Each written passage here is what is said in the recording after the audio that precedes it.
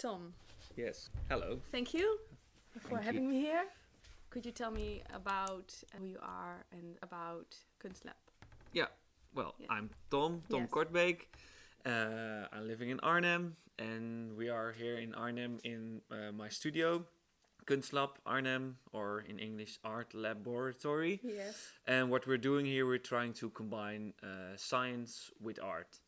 My background is in the arts. I'm a musician and theater maker, and I have an interest in science, and I established Kunstlab 5 years ago together with a scientist, a social scientist, because I believe then, and we at Kunstlab still believe that between the disciplines of art and science, in this example, the new innovative things and progressions are going to be there for the next couple of years or for the future. So we actually do a couple of things. We are making projects, so that can be an art project together with scientists, or a scientific project where we join in and add art.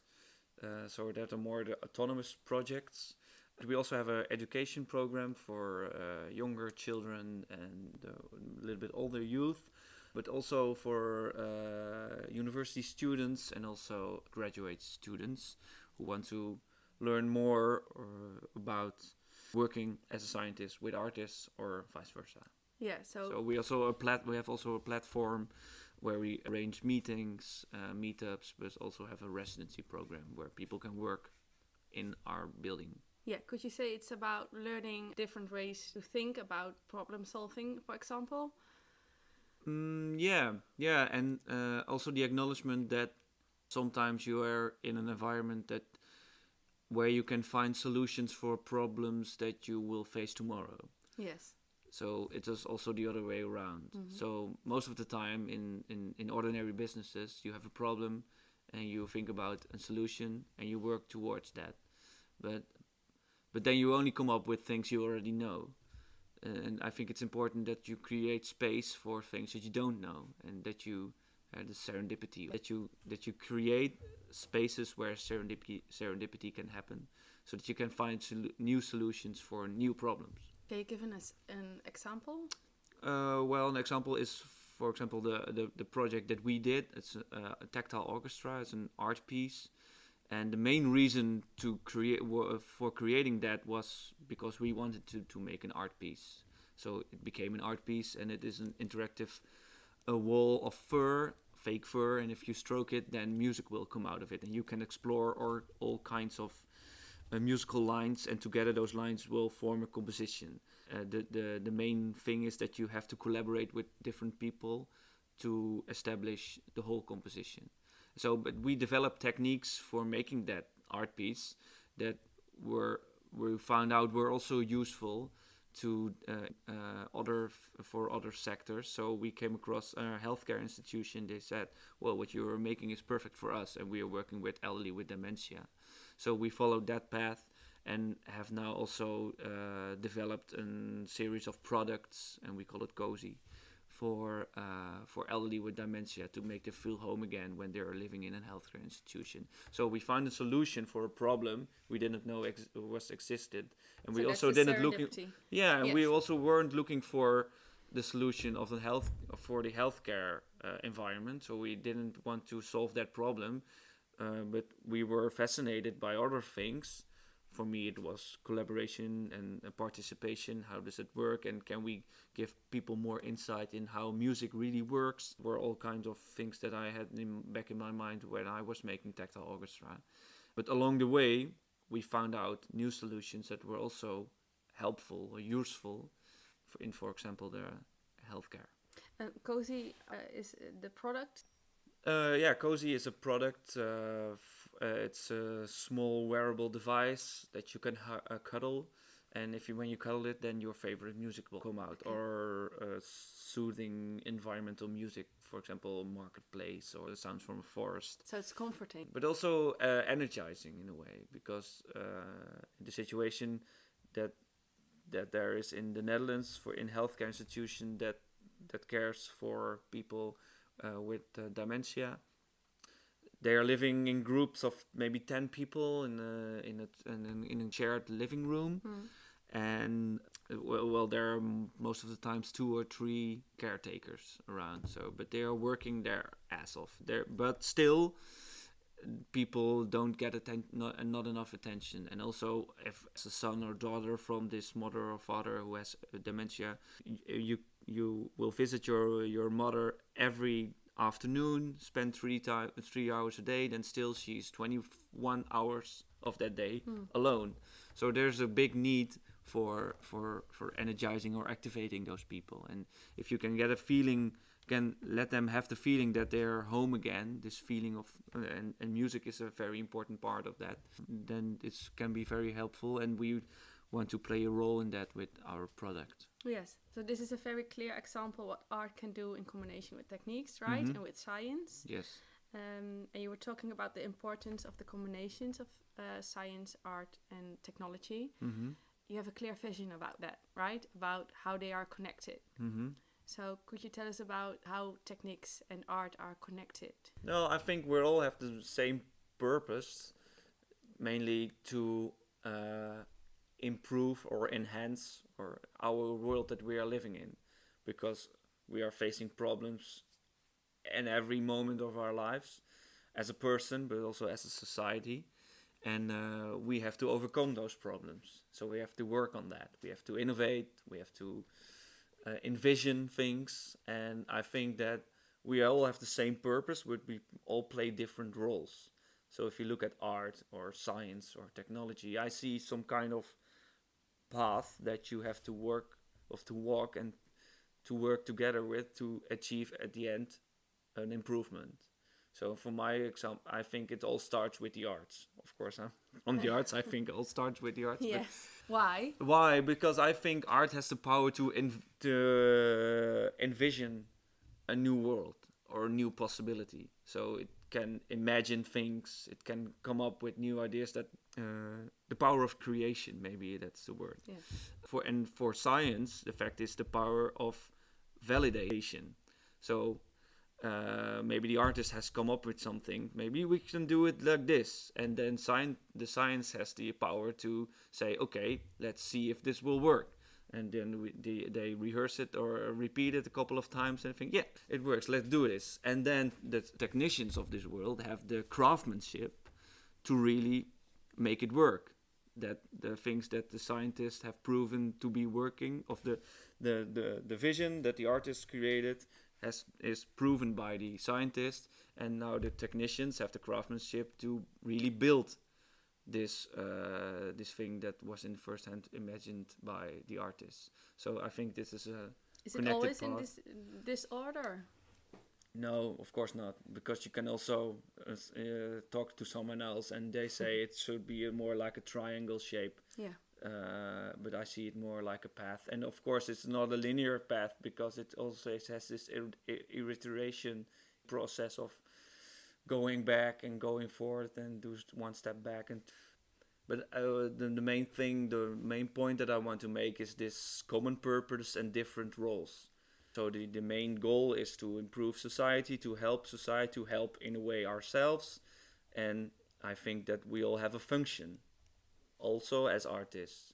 And I think mainly because I'm an artist, I want to focus on that point, because as artists we sometimes have the idea that we're outside society because we have to reflect on society and whatever. And I think that's a wrong position, because then you lose also the connection with society. And I think it's very important that we as artists understand the function that we have in this whole ecosystem of improving our world. Yes, and you want to do this by the connection between art, science and techniques, but they are not connected to society. What makes them connected to society? Because also I think this quantum physicist has a function for society. Yes. I think it's very important that people like the quantum physicist Yes. are here. Yes. Because they are working on something we can't possibly imagine what we can do with that. Because at the end we need the artist to say to the quantum physicist, hey, we can do this. Let's imagine all the things that we can do with your new find scientific scientifically proven method. Yeah. And then, okay, then this works, let's validate it again. And then the technicians have the power to make a product out of it and maybe sell it to the world. And so it can be for the use of society. So I do think that they're connected to society. What doesn't mean that the quantum physicist has to all the time be directly working on something that is directly beneficial to society. The other thing is, they speak different languages. Yes. How do you cope with that? Yeah, well, there's the interesting part, of course, of all the things that we are doing here, because that's the tricky part of the collaboration or the interdisciplinary collaboration. Because of all these languages, you have to understand. You have to learn a different language. For example, I'm now collaborating with a plant physiologist from the Wageningen University.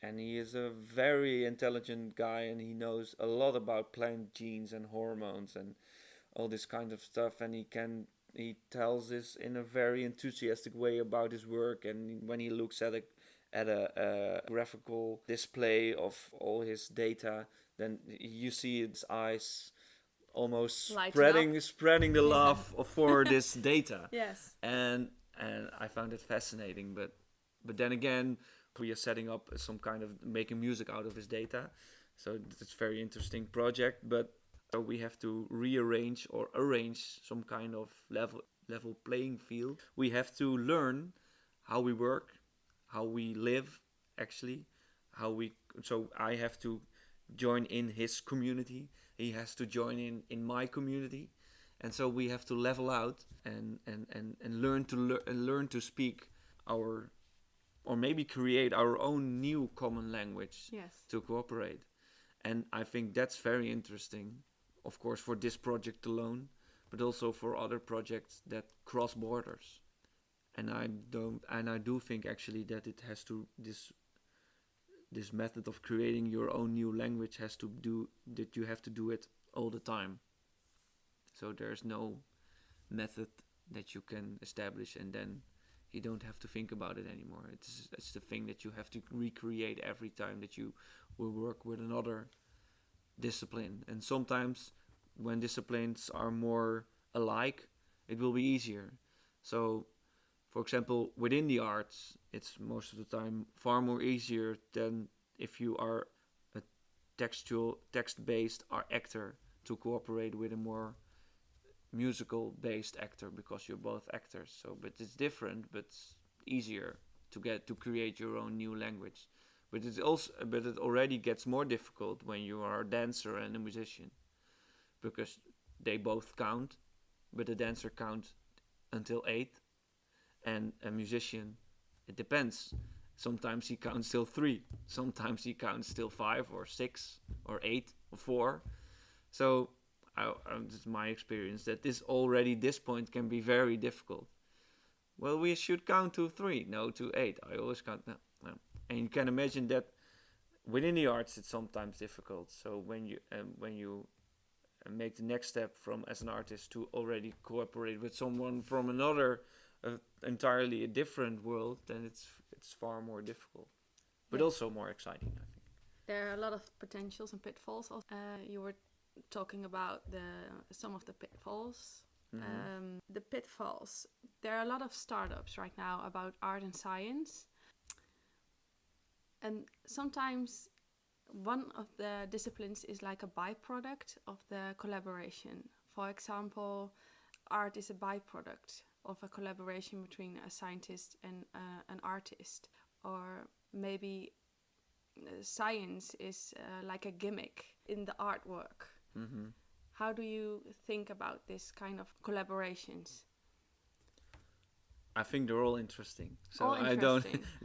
I don't want to do. I think there can be enough art. Let's say that first. Yes. So that said, I think that for me, yes, the thing is the most interesting if we can create an environment where there are no end goals, in the sense maybe creating the art piece is the end goal. So this is, again, creating a space where serendipity can happen. And I think this serendipity can only happen if you have really tight and strict borders. So time and place are set. The goal in a way is also already set, because making a presentation, making a performance, making an installation, that's the goal. Sounds like a contradiction almost. But I can imagine why it sounds like a contradiction, but I think it's another end goal than we want to do. We want to market science in a bit more, so we use art as a nice blending sauce. Yes. Or we want to be innovative, so we use art and we already envision what kind of innovative product we want to do or want to achieve, and then we ask artists to realize that. Then you're asking the wrong person, because you already have envisioned what you want to have, you already know what you want at the end, so then you need technicians to build it. You are asking the wrong guy with the wrong discipline the wrong question.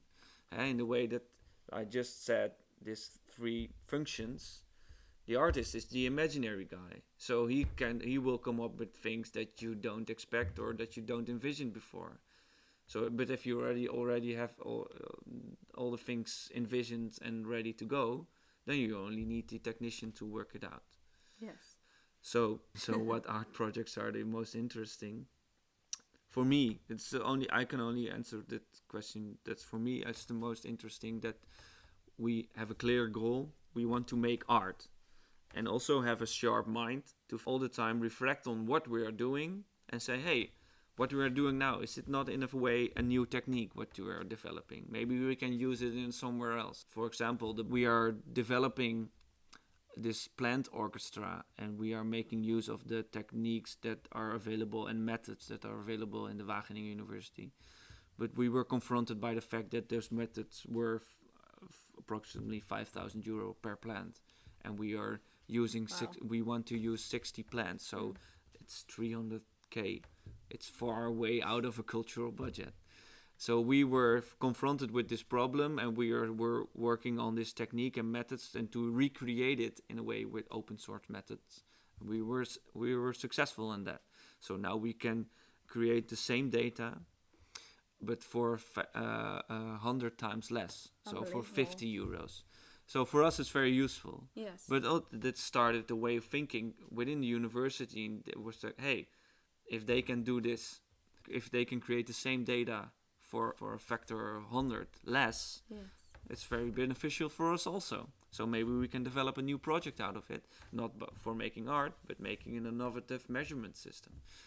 But beforehand, we didn't come up with, okay, we're now going to make an art project, and the end goal is to come up with an innovative measurement system that creates data for 100 times less costs. Yes.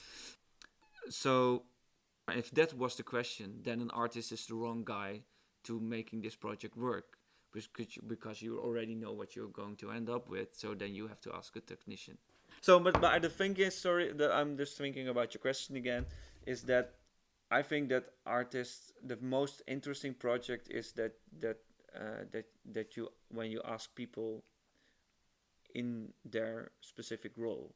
So if there's enough space to imagine new things, then for me as an artist, it is interesting. So if you can create something new. Yes, and I think what are the potentials or the pitfalls about these art, technology, science projects is that one of the disciplines will get to fit into another discipline like science. So my question was about what are the potentials of these art and technology projects, but also what are the pitfalls, the main pitfalls? Is it about speaking different languages, or is it about... I think...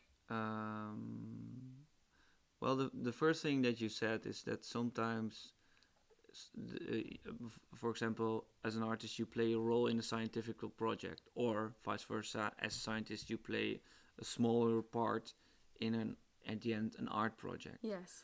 I think that's not a problem. It gets it gets problematical if you are drifting away from your function. So the role can be small, but the function can be very clear. Let me give you an example. I was in a kind of a establishing project together with High Field Magnetic Laboratory in Nijmegen. So they have the biggest electrical magnet of Europe. So they can levitate frogs and whatever. Okay. And, wow. Super cool. They have made an invention, so they can open up or close small cells, transporter cells, just by changing the current in the electromagnet. So that was the only thing they could do. They said, we can do this. Okay, but how can it be useful? So they asked us as artists, okay, let's envision possibilities. And so our role was very small because it was a scientific project. But the function was very clear because they could do something, but they didn't know what to do with it. So they asked the artists, us, to imagine, to envision things that we could do. And also we also envisioned some things that they still couldn't do, but they now get directions to explore new pathways and to come up with new scientific research. So it was a scientific project, and our role was very small, but we had a clear function. So it wasn't problematical at all. Mm-hmm. But it was very clear. What I found, for example, a more problematical role for another project I started. It was on television, I think, a year ago, and it was about a project in CERN, in Switzerland, in France. And it was presented like scientists and artists are working together. So I was very excited. I couldn't wait to see this documentary. But I found out it was only some kind of a filmed product or performance within this big circle of CERN. So you saw some dancers running around and jumping off things in a scientific environment. But there was no collaboration between those artists and the scientists. So it was only pure marketing, which is fine, but call it that way. And then in a way, you only ask the dancers as craftsmen to do their thing. Very good and very excellent, very professional. Okay, but there wasn't any kind of room for new envisionment, new imagination. It was it could also be other things. You could also ask a marketing studio to make a nice video. Also cool, but it's not art. And I don't think that they were using the full potential. So that's you need some interaction, because the function of the dances was probably very clear. Yeah, but were they artists or were they technicians? The artists were artists. Scientists were scientists. I don't know. Because they were very skilled dancers, and I very appreciate that. Yes. But there was already a very clear goal what they wanted to achieve. Mainly a documentary where they could show their very nice ring. And they wanted to have some people to jump and running around and do some crazy things. In my opinion, there was no room for serendipity. Yes. And maybe this is a large-scale project where there's not enough or not as much as room for serendipity as you want it to be. But I think those guys were in that role or in that function in that project, no artists, but technicians. Maybe it's a little bit of a semantical discussion. I think it's not, if you are a musician, you're not always an artist. Because when you are playing in the Concertgebouw orchestra, for example, and you are playing the violin, I don't know actually if you're always an artist or that you, if maybe you are more kind of a craftsman, which is also excellent. And I really like the Rijksgebouw Orchestra. I love it actually. And it's fantastic that we in the Netherlands have such an orchestra, professional quality. But I don't know if they are artists. Maybe they are craftsmen, technicians in a way. Doesn't even matter. It doesn't matter, but because I must enjoy it, it's something else if we are talking about these functions and roles that artists, scientists, technicians have for society. Because in that way it does matter if you are an artist, a scientist, or technician? It matters in the sense that if you have a question if you want to achieve something, and you're asking someone to do something, that you have to be really clear of the question that you want to have, and the role that you the function exactly want to play in this project. Yes. So, and for me, it's very important that I can play this role as an artist, because that's the role I most like to play. There are people far more better craftsmanship, for example, than me. Of course, better scientists than me. But I like to think that I can add really nice value as an artist. Yes. And this not necessarily ends up as art. Okay, about that added value. Tell me about the added value you want to achieve with Kunstlab. What are your personal goals on this subject? If you're talking about innovation, creating new languages between disciplines, what would you like to achieve? I like to be useful in my function as an artist for society, in whatever role possible, because I get a lot of rewarding feeling by doing that. And to come back on the things that I just said, as an artist, you don't always have to make art, because sometimes it can be a scientific project that you're working. But for me, it feels as much as rewarding to work on a scientific project, as long as I'm working at it as an artist. So maybe that's my goal. That's my lifetime achievement. A goal with room for serendipity.